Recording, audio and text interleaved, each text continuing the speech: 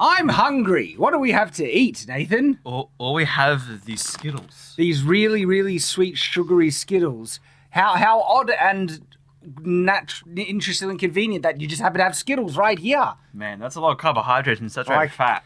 I mean, and Skittles. I mean, okay. When you eat them, you just kind of need to keep eating them. They're like concentrated bits of sugar. Oh, the yellow one's torture. Yeah. Who would be so inhumane to give me a yellow I know. Skittle? They're like they're like concentrated sugar tumors. Or like. Ugh, that was actually ugh. I bet they make them by collecting the Easter Bunny's droppings. Don't I'm tasting the rainbow over here. You're tasting the rainbow? Yeah. Sure you're not sniffing a gay guy's fart?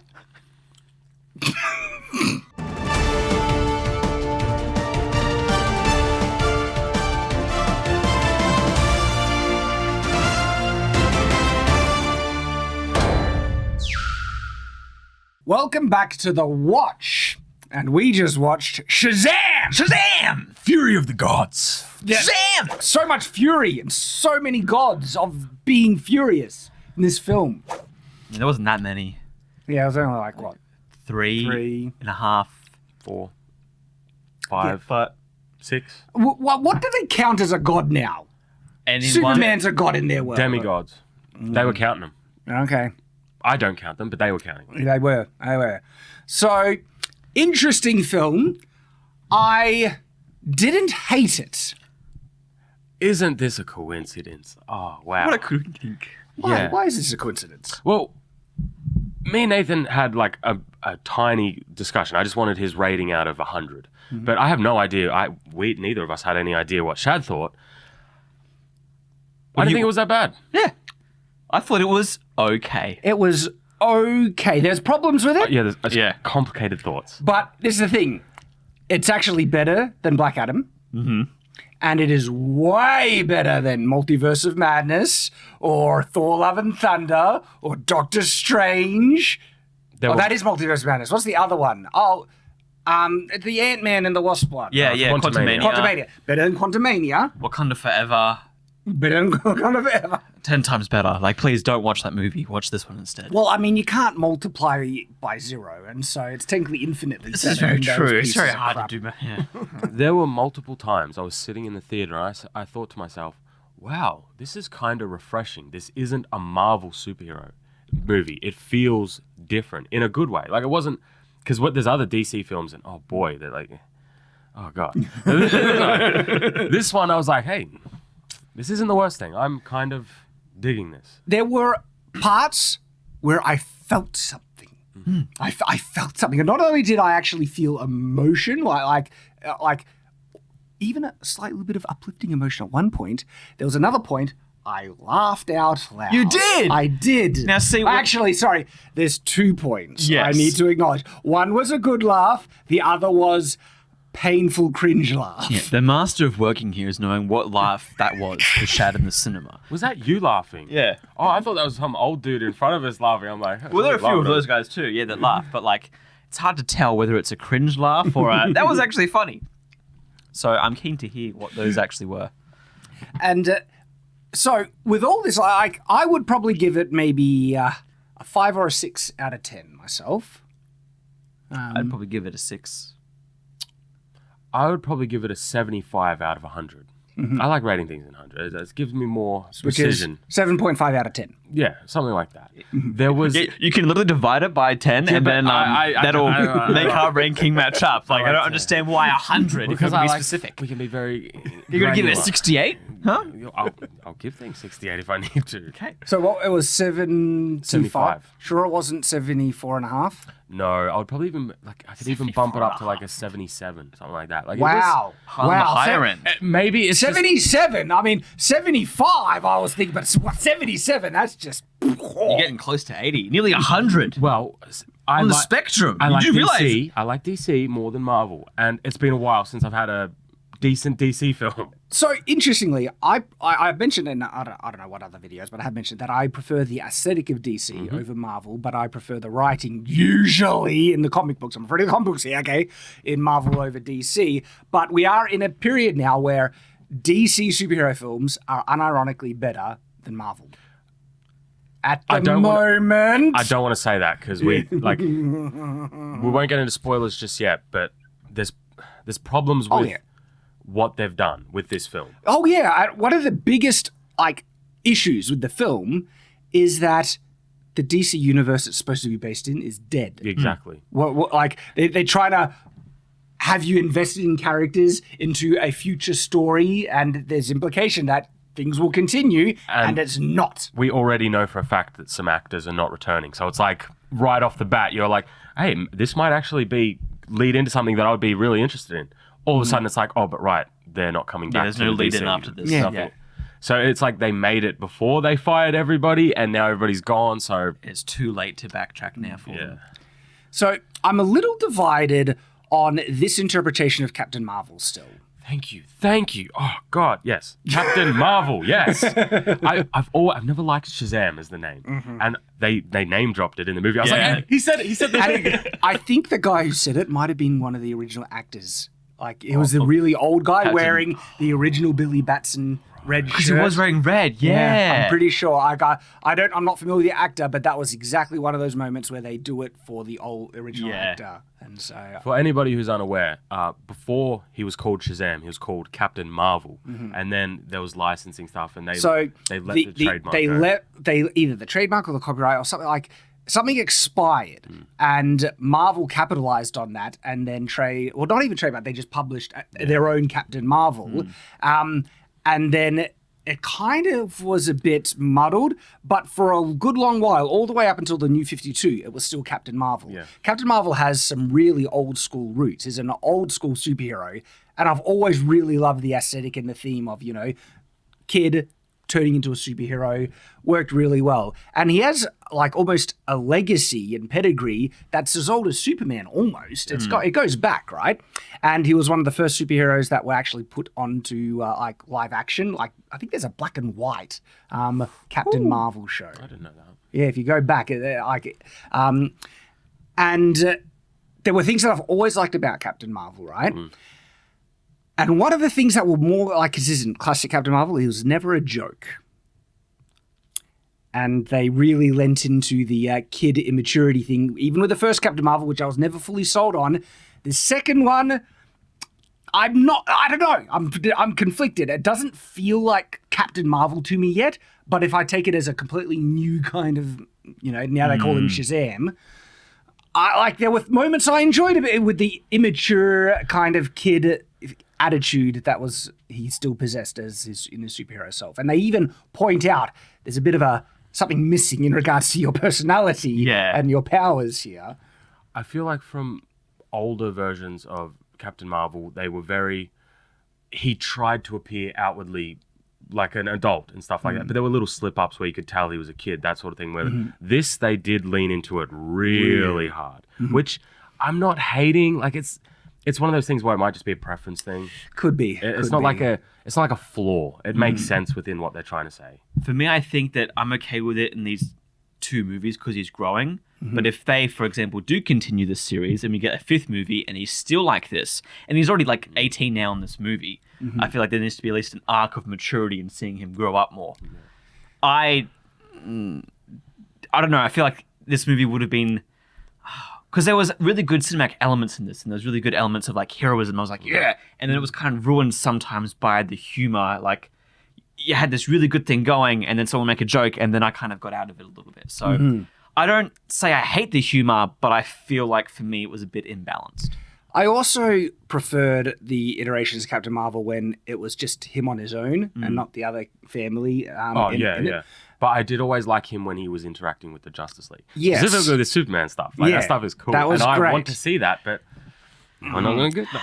But the interesting thing, a lot of the emotion and investment that you get out of this film is the interactions with the family, specifically. And so that isn't a detriment to the film. It lifts it. This is, I guess, another personal preference thing, because it does feel like his own specialness and powers are undermined because, why is he the leader if all the other ones are just as powerful or more competent? You have an older, more mature, wiser, leader figure, which is the girl, Mary, there. And interesting thing, even in classic Captain Marvel, there were other characters who had Captain Marvel powers. Mary Marvel is one of them, but not the extended family. And then, of course, the villain, Black Adam, who, well, I don't, it's not a spoiler, is it? Like, if I can, because how can you spoil something that isn't gonna continue on? Like, gets cancelled?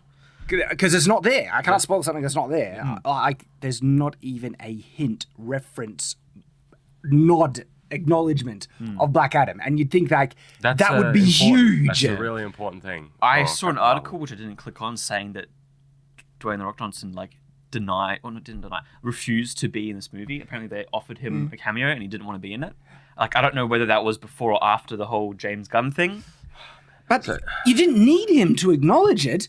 There's this guy who's now ruling a entire nation, and it got global recognition to the point where Superman's like, you're getting people worried or anything like that. And what? Billy, you didn't see the guy wearing your same uniform, like just destroying things on the other side of the planet? The wizard Shazam? Like, they even teased at the end of the first, Captain Marvel, where there's the empty chair, and there's like, and that is non-existent now. To me, that's a big plot hole. It's just like... But I don't know if we can call that a plot hole with the movie and more just DC doing crap. Exactly. Doing the bad thing. But as a movie itself, it's fine. There are some small things that really annoyed me, but on the whole, I'm into it. I would watch it again. Let's put it that way. Yeah, there were actually enjoyable moments in it. Okay, it wasn't phenomenal, but it was a more lighthearted, not as brain-breakingly dumb as something like Quantumania or something like that.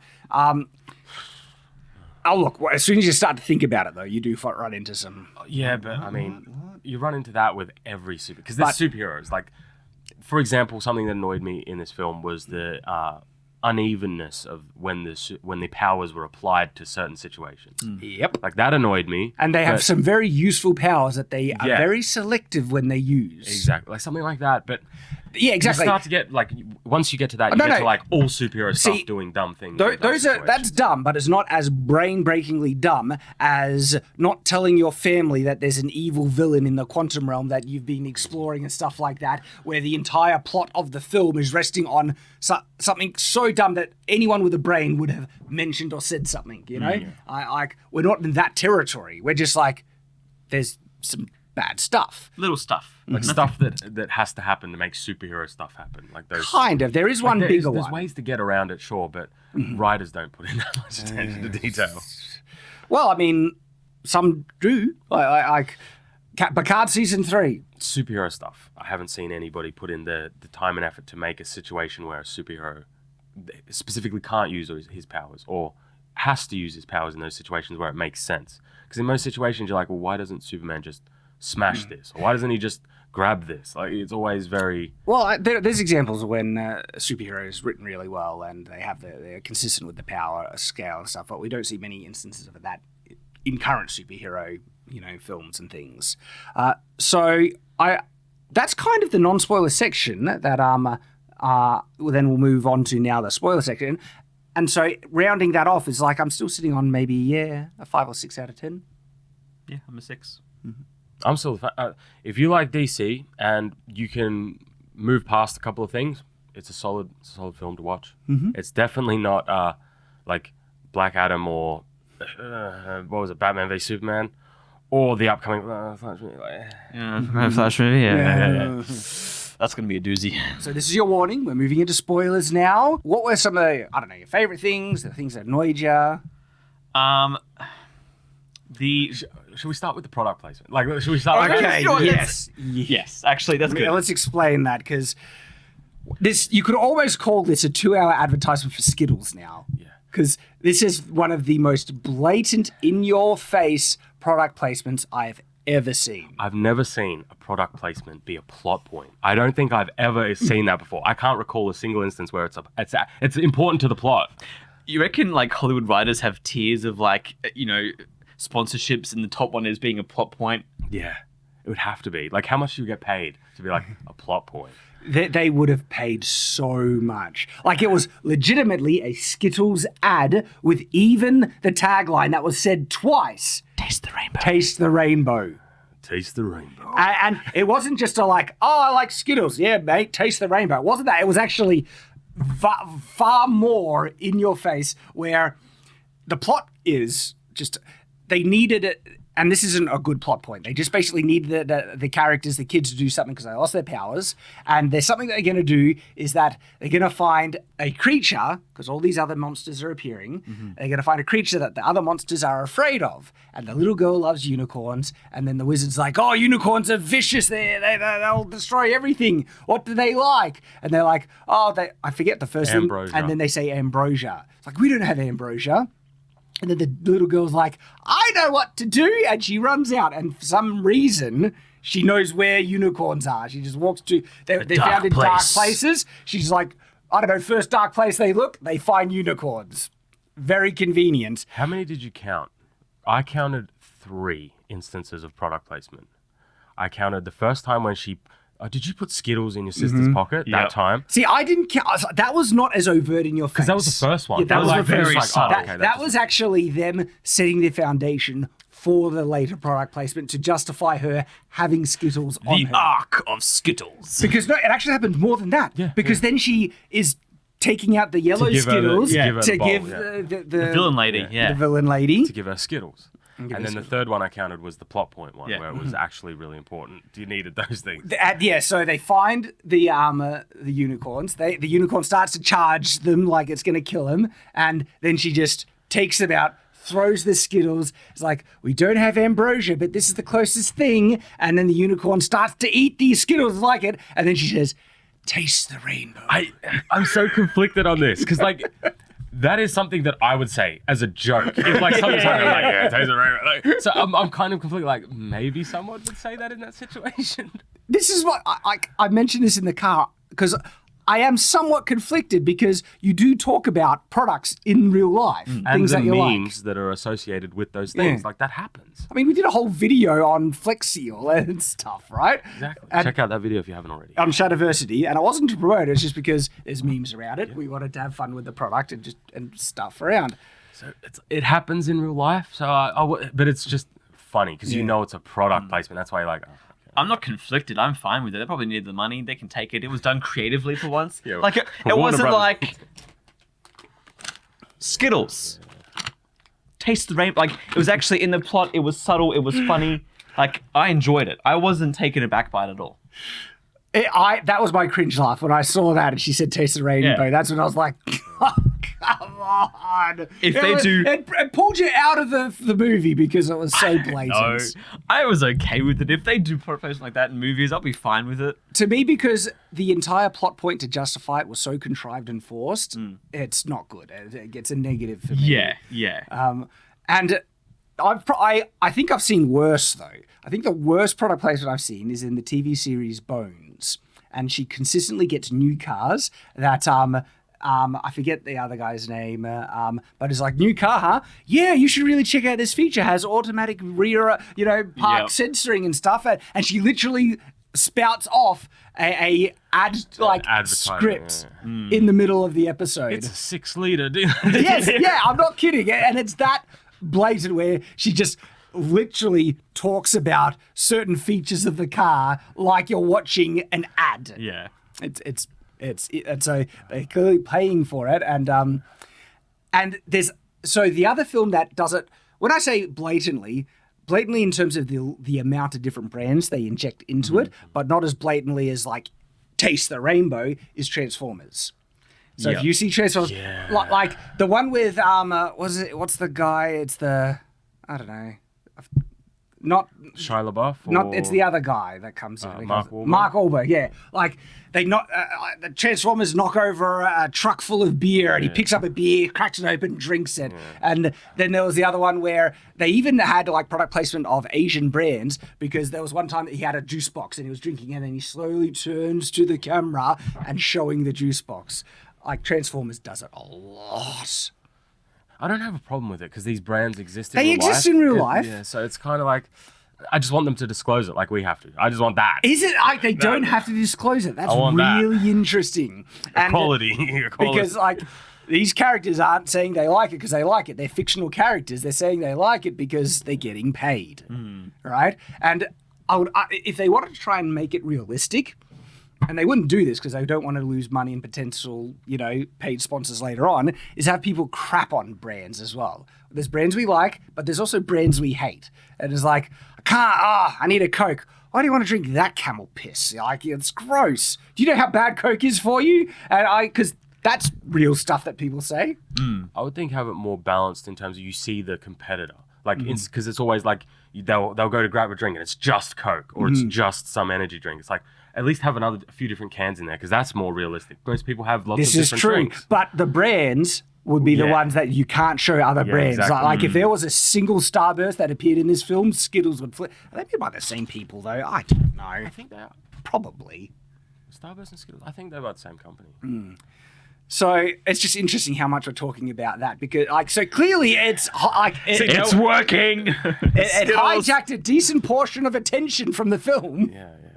When you would hope as a writer you'd be focusing on the really dynamic drama that's happening and how invested you are in the conflict, and it was a forced side contrived bit of plot for a product placement. It's like, we need to do some like people eating Skittles. We'll have monsters placated, and then the other thing, they get on the unicorns and they're racing, and now the unicorns are theirs, and the little girl says the line then as well, taste the rainbow. Yeah, like I felt like that one was too much. That one I didn't like. I was like, I don't like that one. So, okay, one of the moments I actually laughed, got a genuine laugh, was when they were reading the letter. Yeah, that was good. Yeah, like it worked. It worked. It was funny, and it's interesting because it's the exact thing that I'm not necessarily sold on with this film. It's the immaturity of the kids, but they lent into it in the right way, and the delivery of the sorcerer when she's reading it just so deadpan, and then they're like, "What is this Gatorade?" It's like, it was good. It worked. I enjoyed it because it's one of those things like in courts how they write everything. Yeah, it's one of those things where there's a magic pen. The magic pen is just translating everything they're saying, and they're having a conversation while they're talking about it. So it's believable. I'll be like, yeah. And just on the magic pen thing, the magic in this is just so inconsistent and arbitrary and does whatever the hell they want. Now there's magic pens that can just like not have all knowledge, and you ask it and write it out things, and it has magic paper that when you write a letter addressed to a god, and the paper will fly its own to the god, even in other dimensions. Like literally, that's what happens. This paper just knows how to hop dimensions. The magic made me angry, especially the goddess who can like rearrange reality. It's like, how does this work exactly? Give me the breakdown of this. How does these buildings fold around and all this, and then everybody's fine, nothing's moved? It's crazy. Like, did no one see this? You're literally moving skyscrapers and disassembling them. And Shazam gets hit by one, but no one else gets hit. Yeah. It's like, what are the people in the skyscrapers doing? What is everyone doing? Like, that would be news for a month about, guess what? The city came alive and buildings started to move around and disassemble and reassemble. Yeah. The only question of magic I got answered was when the giant tree was like destroying everything. I'm like, man, this would take like decades to remove. Like once they're done with it, because when you have these superhero movies, there's always a catastrophe. And then by the next movie, it's just like, that never happened. I'm like, this tree is growing throughout the entire, this would take thousands upon thousands of workers, but they solved it. In the end, it all just disappeared. Well, it kind of decomposed into leaves almost. Every part of it. I'm like, at least that little part of my OCD has been answered. Yeah. And you got to rebuild the city still, but at least there's no giant trees. Yeah, to remove. It's interesting. It's bad. They did really bad with the magic, and there's a lot of arbitrary thing. One or even two important elements of the magic was actually handled consistently to get a certain level of payoff. For instance, there's an impenetrable dome that they make over the city, and they they show the rules of this dome by people interacting with it. It's impenetrable. It'll reflect power back. If you try and lightning bolt it, it just bounces back, and that's it. Okay, but as a result, they remain true to that mechanic, and so when the dome shrunk, it's like, that's how they're going to contain the explosion. It's impenetrable, reflects power back, and so I didn't like the arbitrary thing where if you're shooting the dome, it'll just shoot back into the staff for some reason. It's like, what's going on there? I had a criticism of that actually, because when they first put up the dome, it just comes up in spot. Yeah. But then when she starts to shrink it, it's going through buildings and people, and that you know how you can't actually penetrate through Oh, it. yeah. So it's going through buildings and people. Yeah, it just it magically doesn't interact with what it doesn't want to interact with, and then it will interact with what it does. Yeah. Like that's very small, but I was sitting there like, okay. No, I feel like when she moved it though, she like kind of put it down and then changed like how when she first expanded it, like changed modes to like shrinkage mode and then came back up kind of. Yeah, but all we saw of the actual barrier was that nothing could get through it, no matter what it was. Yeah. So when it was going through all the buildings, it wasn't harming them at all. Because the first time they put it up, it didn't expand. It came up in the spot. Yeah. There were multiple times when one of the evil sorcerer ladies could have used the staff to take someone's power away. Instead, she gets the dragon to shoot a fireball instead. Like, that would be your number one attack constantly because she hits him. Like, the dragon hits him with a fireball at one point, and she's on the dragon holding the staff, and so he didn't dodge it. You would have hit him with the staff. You shot the staff. So there's lots of inconsistency with that.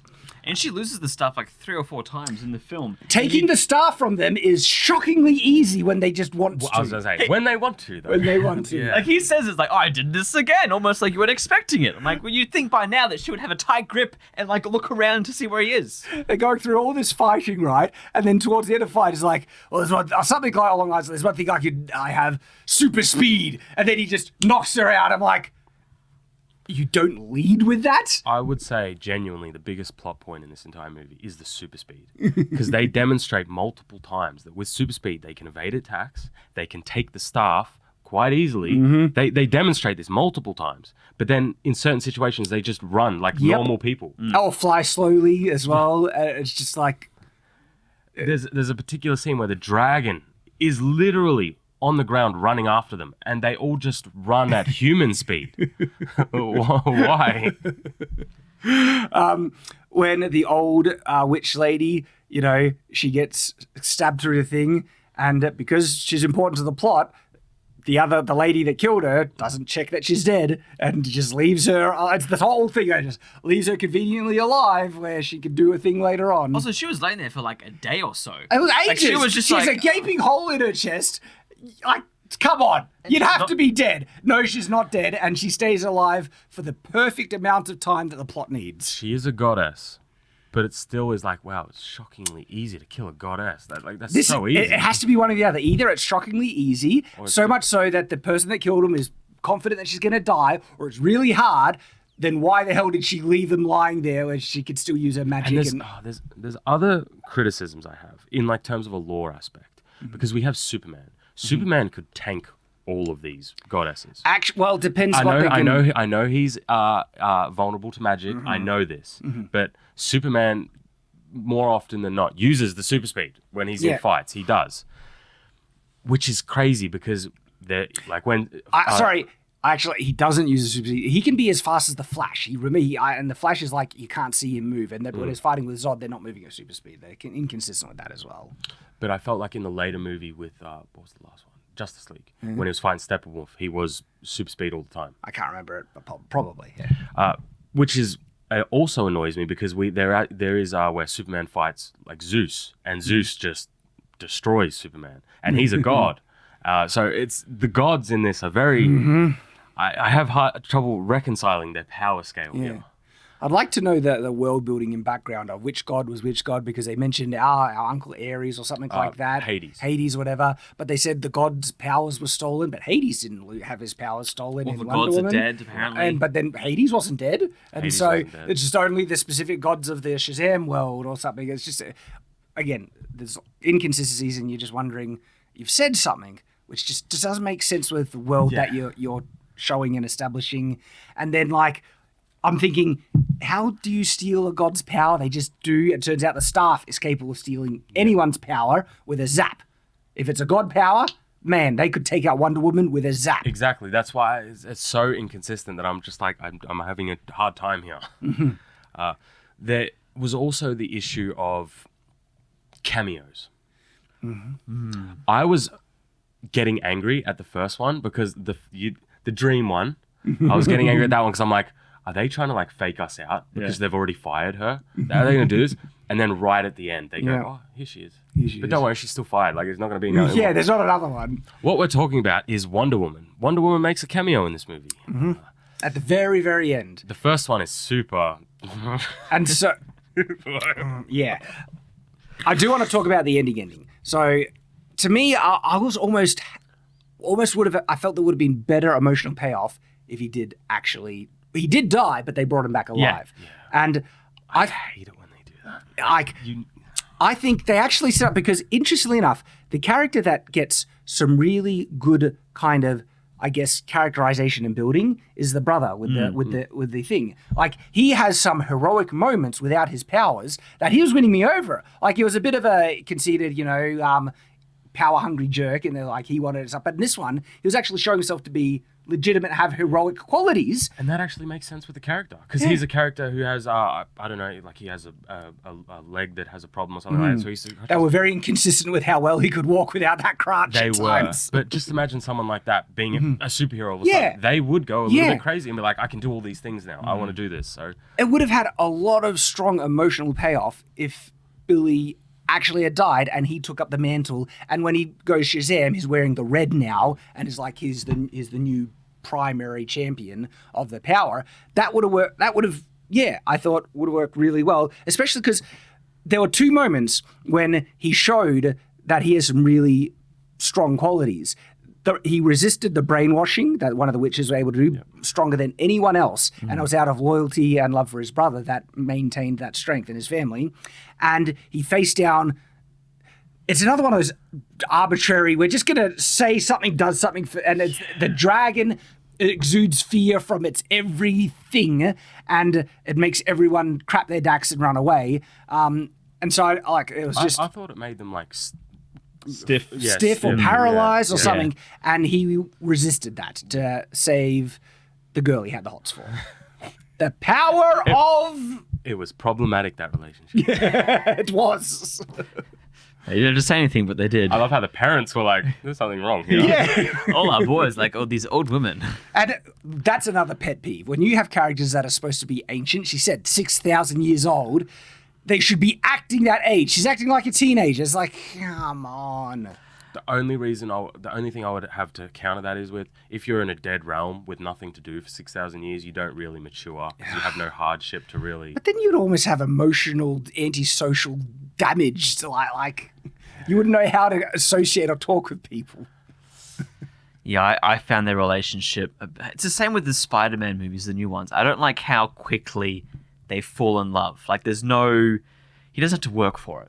Well, it's interesting because I'm a bit of a defendant of love at first sight. Yes. Because it can be done really well. Check out the remade Cinderella. It's the only Disney remake that is worth a damn. I think they do that perfectly for love at first sight scene.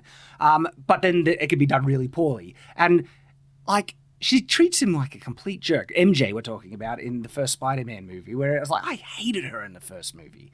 It's just... I just think that... I like to have our heroes actually try to win the girl over for a bit, or be there, some competition. Like, immediately he's like funny, and she's like, "I like you," and the two bullies and I'm, like. I agree, but it's like it's one of those things where we can't spend too long on that plot point. No, and I think it was done. I just don't. It doesn't make sense though, because all of a sudden she's here to take over the big villain plan. Her sisters are the villains, and then she's like, "Oh, don't hurt this one though. I like him. I've been hanging out with him all day. He's pretty cool." Seems like an odd... They obviously went to a lot of trouble to get her into the school as a new student to supposedly get close to one of the people that they must have known was a Shazam person already. Has a connection to the Even list. though they didn't know who the other children were and they needed him to find out. And she was surprised when it was really him. Yeah. And so then why was she going to the school in incognito if she actually didn't know who the Shazam person was or if they were even children? And later on, the older one was surprised that they were children, and so that confirms that they didn't know who the champions were. So why the hell was she in the school? Great question. To misdirect the viewers, thinking, she's not a villain. Look, the more I think about it, the worse the plot becomes. The plot is pretty darn dog crap, in all honesty.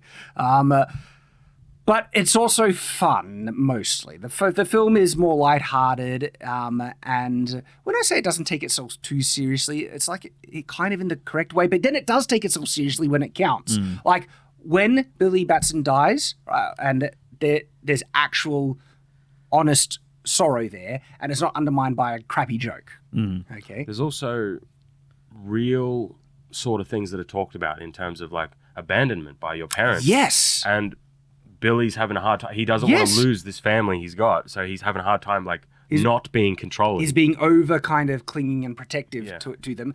And that was actually, they don't dwell on it too much. It was subtle, but it was consistent and executed quite well. And one of the times, there were a couple of times where I felt positive emotion from this was the death scene, okay, and the actual sorrow of the parents and the family. I felt that was done really well, and particularly it was when the brother just falls on him in distress and sorrow. That was acted really well, and it was done, and so I felt it then. The other time I felt it was when Shazam was talking to Billy about being worthy, and when he said the line was something along the lines of, "Everyone can be worthy if you give them a chance," or something like that. I like that message.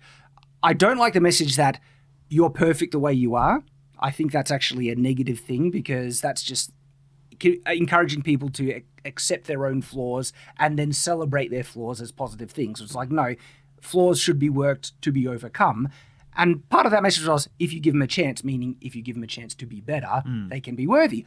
I like that message. That's a great message. And it was also the way he said it as well. He spent centuries searching for his champion, but you gave it to people who you thought could be worthy. He was one of the only people that gave the power to others. Yeah, it was good. It was I good. liked it. Good. And it's those emotional moments that really elevate this film to what it makes, right? It makes the bad writing impact me with less annoyance because there's things to actually kind of appreciate and enjoy more. And when there's aren't there and you only have the crap writing, we have Quantumania, we have, Multiverse of Madness. It makes you care about the other characters and their relationship with one another. It's not just like, oh, we're mother, daughter, we're this, that. Okay, now we're in some land. Like it's actually like we're a family, we're trying to stay together. We're having a hard time because of how we've been brought up, that sort of thing, and then they lose their power. It makes you go, okay, the bad writing, it's still bad writing, but you care about it less. Yeah. You just go, At least there's actual emotion and you have like human connection in this show. I liked how they respected the parents in this film. They didn't play them off as a joke. It was forced and contrived the way they tried to inject them in the combat at the end, where they're just running into driving around. You're mostly useless. You're getting into danger. But the way that they had them in the story in terms of being concerned of their children and reassuring them, and especially the scene when Billy is afraid that he has to leave when he turns 18 and stuff, and the acceptance of the parents and the expression of love. That was all really good, and that's what I mean when it felt like they were respecting the role of the parents here, which is good. Good to see. And when I can't remember his name, the one who falls in love with the goddess, who's 6,000 years Freddie? old. Yeah, Freddie. Yeah. Jeff. Well, I actually liked how Shazam kept forgetting his name. When he fell in love with a 6,000-year-old goddess, obviously you look at it and you go, this is not right. But at the same time, she looks like the same age. So you're kind of like, but the parents are like, I'm not sure this is appropriate. this isn't appropriate. And it's one of those things where it's like, maybe other people will start to think, yeah, that's not appropriate. Just because they look the same age, they're not. This isn't appropriate. Look, they say the same thing when Billy starts to try and hit on Wonder Woman. And it's like, what is it with our sons being into older women? But teenage boys actually are attracted to older women. It's not an uncommon thing, in all honesty. And so it's not to encourage actual relationships, but it's a normal thing for boys to be attracted to, well-known attractive women. Okay. Did you have any actresses when you were teenagers? I'm not going to say anything. I want to stay silent too. The first Tomb Raider. Oh, what's her face? What's her face? Angelina Jolie. Yeah. This is when she was just. I know it's old news now. Yeah. Okay, but back then when she first got the role of Tomb Raider, That's fair. exactly. Go on, Nathan. I'm sure there was some. I can't think of any right now. We're going to have to move past that point. Sorry. But so we'll talk about the parents. I think they did a decent enough job with the parents. And there were the relationship things that it passed. It passed. It had a good, healthy family relationship, I think. Like, the parents seemed like they cared. Like, they were foster parents and they weren't, like, treated, any poorly than you would regular parents. And it was funny, when they were like racing around, the mum's like, I don't know how to parent this. Yeah. They're superheroes now, which is fair enough too. As a parent, you'd be like, well, because that's usually like there's extremes in superhero shows where a parent finds out that their child like has superpowers, and usually it's either the Aunt May thing, and they've done Aunt May in I think even both extremes in many different properties where her reaction is like, you can't do this, you'll risk your life. But then there's the other extreme, and there's like the MCU one where she's encouraging, it's like, go be a superhero and stuff. And it's hard to really determine what the correct choice would be. I tend to lean more on the, you probably don't want your underage child risking their lives in these world-shattering conflicts. But then at the other side of the page, if they have the power to help people... they should probably, yeah. And so I actually kind of like that in this movie. They're like, I have no idea what to do. But they do encourage them to go help. I liked when the dad almost figured it out because he was looking at his son on TV and he's like, those mannerisms, is that my son? Yeah, true, because he was talking. I'm going to go check on the kids. And then they walk in. And I like that because it showed that he paying attention to his own children and like he understands it. Something. Yeah, hold on. Was not receptive, but they're like aware of their kids and what they're doing. Yeah. Yeah, Or they're not like, where are they? And they all come in, they're like, oh, we weren't doing anything, They're dangerous. not played off as jokes or goofballs or the butt of jokes, and that can often happen in many shows and films and things. So actually, for me, it helped with the story because it made sense why the kids all want to stay there as well. Because he's like, I don't want to get kicked out. I don't want to leave. And the daughter as well, or his sister's like, I'm work so I can stay home with mum and dad and stuff. So it makes sense in the story as well because then there's motive. Like you want them all to stay together because they like had this little community. And so going back on the resurrection thing. So yeah, he legitimately dies, right? I don't like this. I don't like it either. I don't like it. Like, it's interesting though what they do in the film, and it still doesn't work. But there's something they could have latched onto to It's help just Superman again. help justify It's it. literally just Superman again. Yeah, with was that Batman v Superman? They did that. No, it was Justice Justice League. League as well. It was Justice League. That's why he came back. Yeah, sorry. Yeah. They did that, literally that, like magic lightning But brings what's everybody annoying, back. they had a mechanic that they could have actually sold it, but they didn't do it. And because there's a lot of dumb things that, for one, they're trying to say, will anyone get their powers back? And he says, the staff is dead. Only the spark of a god can bring it back to life. And I'm like, why? First off, aren't you a god? Aren't you a god? He's a wizard. He's a wizard. It's not a god. That's different, man. It's different because they say so. I thought he was Hephaestus.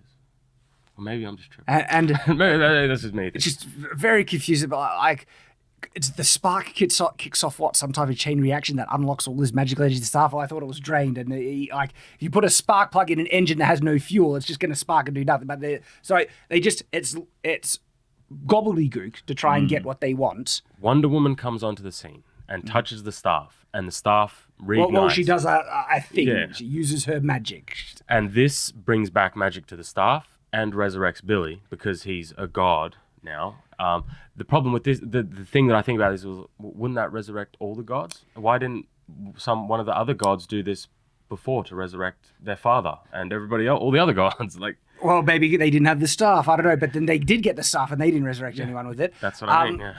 And so there's an interesting thing that happens, right, before he comes alive, and it's that everything else comes alive around him. The tree comes alive and everything like that. And that's the thing that they could have latched onto, that perhaps what I would have done, right, is as the tree died, they pick up, they find in the ashes another apple. And they said that planting the tree in the earth world is bad. Planting it where they come from will bring it back alive.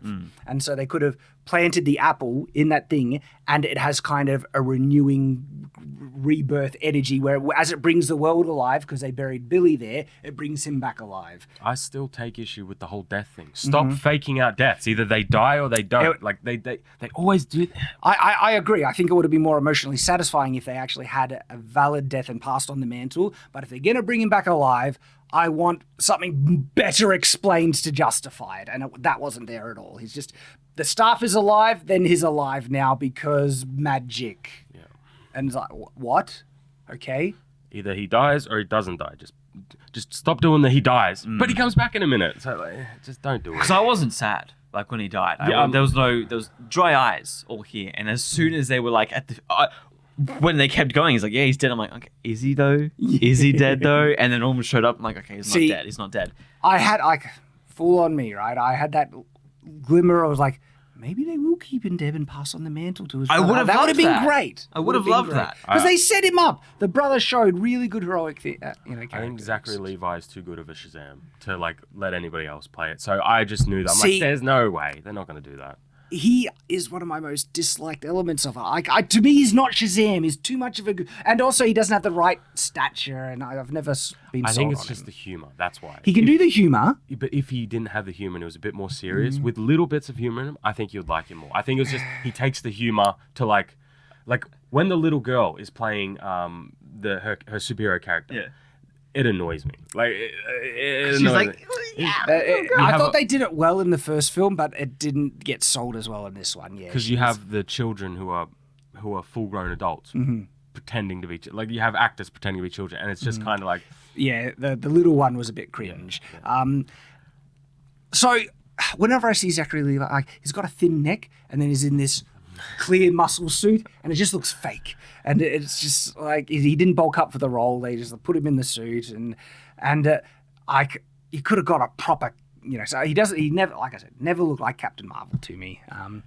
He does do the humor well. But he's better than like we can always get worse. So true. I think he's all right. Like I would have much preferred someone who has like the big thick neck. I know what Yep. you're thinking with the little like kind of like Superman, but Yep. different. I know what you're thinking, but Strong I mean, there's jaw. Henry Cavill. He's free now. I think. Yeah, can he do would it. make a great Shazam. Yeah. He could do Shazam.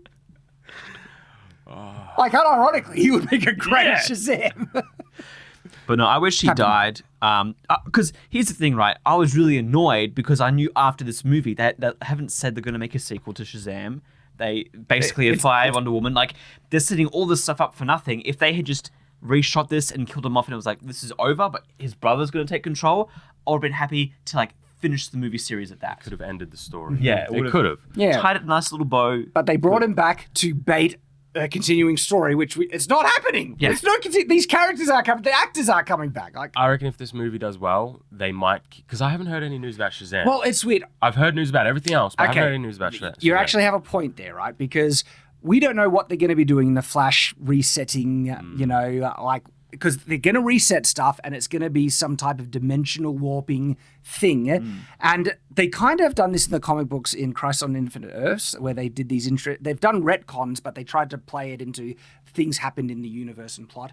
And when the retcon happens, they actually come out and say, well, this series of the comic book is still canon. And so that happened in this because it rewrites history. And so that's history, but this isn't. Then this has got a new stuff. And I wonder if Usually- they might be keep trying to keep the Shazam continuity. Usually the characters are the same or similar. It's usually just like events that they change.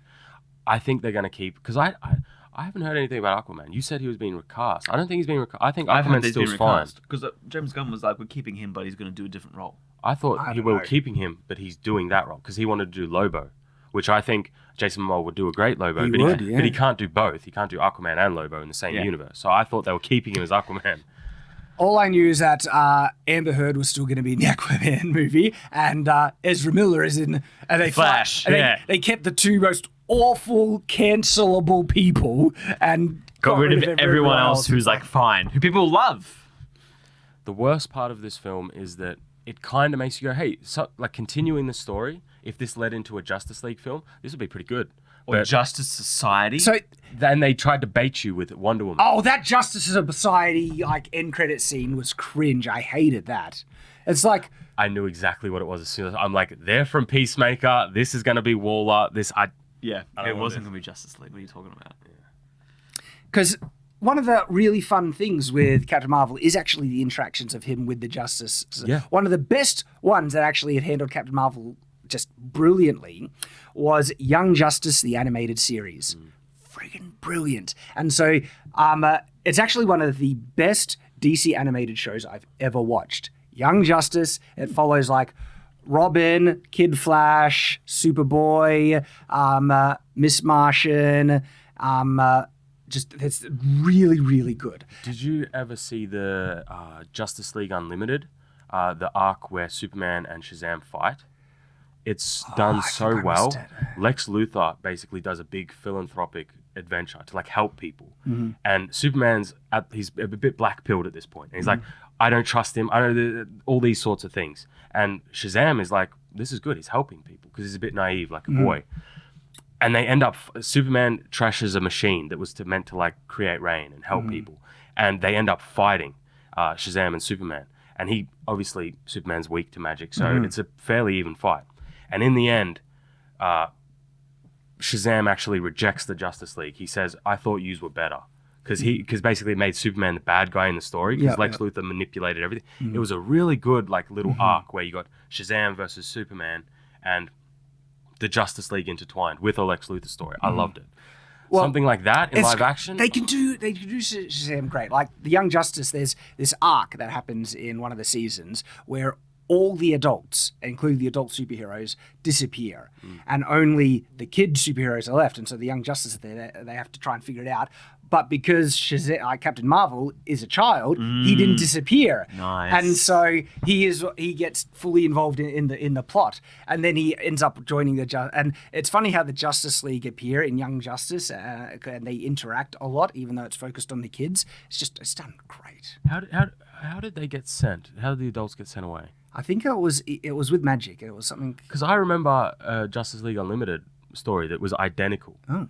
And the way they had to do it was they got sent back with magic as kids. The Justice League did. It might be. Look, that sounds so similar. Like well, everything's connected. Maybe they redid a plot point, but if you haven't seen Young Justice, man, like I said, it's great. Young Justice, top tier stuff. So I don't think we got the best Captain Marvel out of these films, but we got one that wasn't terrible. Like, you know. Especially when in a world with Marvel constantly. Like, hey, this was a breath of fresh air in a way. And like someone who isn't as well known with Captain Marvel, I feel like you can look at this character as someone new and actually be interested and enjoy them. Like if there isn't any frustrations of past knowledge, it's a good character. But you won't get to see him with the Justice League. No. Unless they keep the continuity with the Shazam movies, and I don't know what they'll do. Yeah. I think that's the biggest travesty of this, is that it doesn't lead into anything because everybody else has been fired or let go, and they specifically have like Wonder Woman in it, and then in the Flash movie they have Batfleck in that because he's been in the trailer. Like you know that it's not going anywhere. Like depresses me. But there we go. That is Shazam: Fury of the Gods. Interesting thoughts on it. Like I said, it wasn't terrible. Didn't love it. But I was able to enjoy it. There were a few dull moments which I wish they kind of sped through stuff or we didn't talk as much. I feel like the dialogue wasn't as interesting. But if I just ignored that, it was a good movie. I wasn't mad coming out the theater. I think as a DC fan, it's better than what we've gotten so far. Passable. Yeah, like Passable. Everything else has just been not good for a long while at this point. Like the first Wonder Woman wasn't too bad. Second one, Holy crap! different story. The first Shazam movie, I didn't think it was terrible, but it wasn't as good as this. I thought this was better. Maybe. I felt like not much happened in the first one. Yeah, I think this one you could say is a bit better. I haven't remembered the first one, so yeah, I think it is. Hey, if you have seen it, let us know what you think. If you're going to do spoilers in the comments, warn people ahead of time. But we do appreciate you joining us. And as always, stay on watch.